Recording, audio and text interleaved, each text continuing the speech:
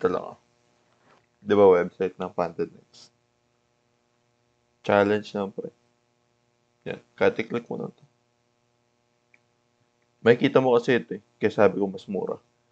Tinan mo 195. Ito funded ka na agad dito. Pero itong light, ayan. Ang baba lang, diba?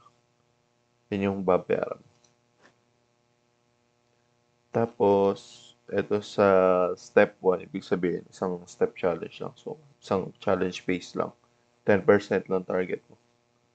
Next nun, i-refund na yung binayad mo. Dito naman sa 2-step, same lang siya nung light. Kaso, pinagkaiba nito, bukod sa refund, di ba pagka-refund dito, may share ka pa ulit dun sa nakita mo during phase, challenge phase. So, ayun siya. Sa light, walang ganon. Wala siyang profit sa challenge phase, pero mas mura siya. Nare-refund lahat yan. Basta mapasa mo siya, mare-refund. Basta itong light, 2-step to. Yan. Etong 1-step matic. Ito naman instant.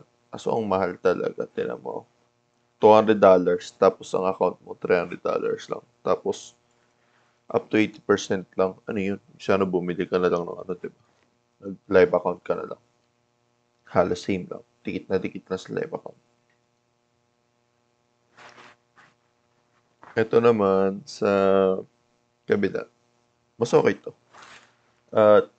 2-step or light. Either of two. Madali lang naman itong target. Ganito, di ba? 50K. Tapos ang target mo is 4,000. Eh, ang loss mo naman dito, daily loss mo, 2K. Di ba? Kahit mag-lot size ka dito na malaki.